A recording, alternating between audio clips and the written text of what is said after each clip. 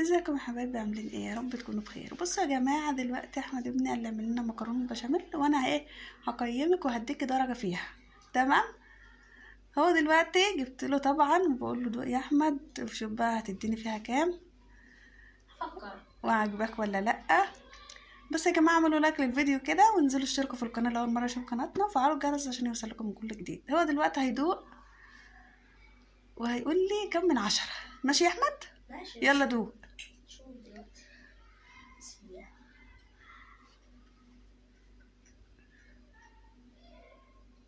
ها. استنى طيب.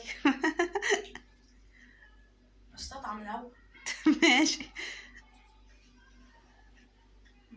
انت هتخلص الطبق كله بعد كده هتستطعم.